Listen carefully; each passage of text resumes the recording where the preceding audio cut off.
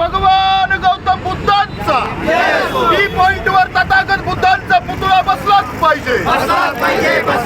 T point चौकात तथागत बुद्धांचा पुतळा बसलाच पाहिजे। जातीवादी मनपा आयुक्तावर गुन्हा दाखल झालाच पाहिजे।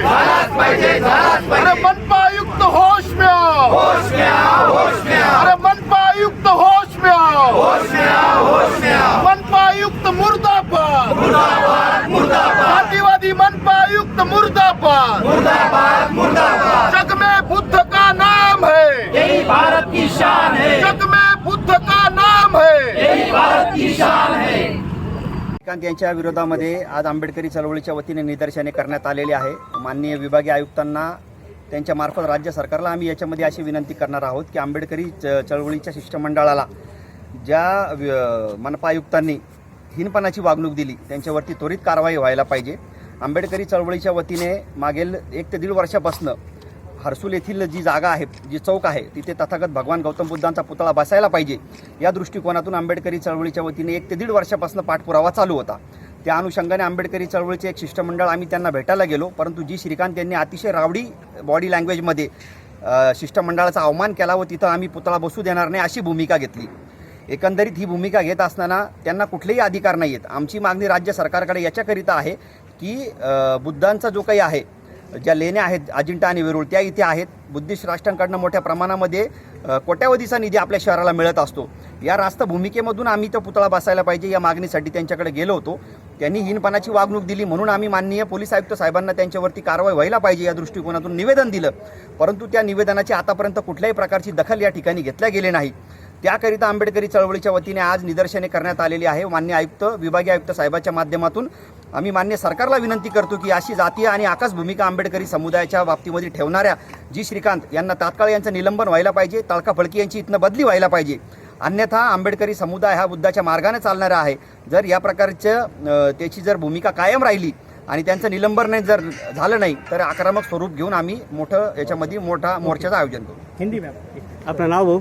मी विजय वाहुळ।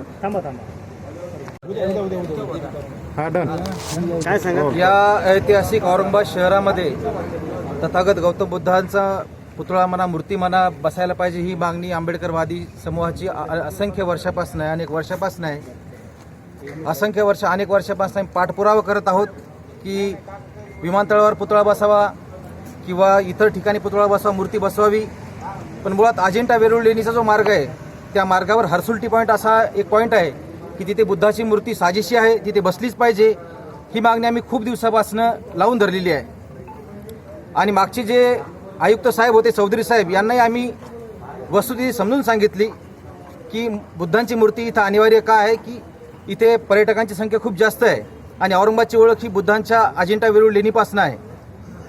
त्यावेळेच्या तत्कालीन चौधरी साहेबांनी आम्हाला पॉझिटिव्ह रिस्पॉन्स दिला आणि त्यांनी सरकारकडे आमची मागणी पाठवून काहीतरी मार्ग काढून लवकरात लवकर मूर्ती बसवण्यासाठी उपाययोजना करतो असं आम्हाला आश्वासन दिलं। पण त्यानंतर आयुक्त बदलले आणि जी श्रीकांत नावाचे नवीन आयुक्त आले। या आयुक्ताच्याही कानावर काहीतरी असं आम्ही जे करतोय, जी आमची मागणी आहे रास्त मागणी ती टाकण्यासाठी आम्ही पुन्हा एकदा गेलो। पण आम्ही गेल्यानंतर आयुक्ताने बुद्धांच्या मूर्तीचा जो विषय काढला त्या मूर्तीच्या विषयाला फालतू विषय असं संबोधलं। म्हणजे बुद्ध आमच्यासाठी अस्मितेचा विषय आहे आणि त्या आयुक्तासाठी हा फालतू विषय आहे।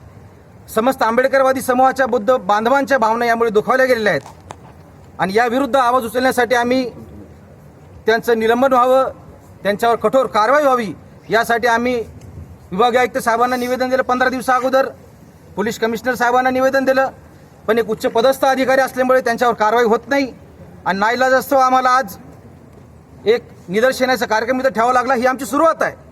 जर त्या आयुक्तावर कारवाई झाली नाही तर मोठ्या संख्येने आम्ही एक मोठा भव्य मोर्चा काढू व आयुक्ताचं निलंबन करण्यासाठी आम्ही वाटेल ते प्रयत्न करू। आपलं नाव? विशाल इंगळे। हिंदीमध्ये काय?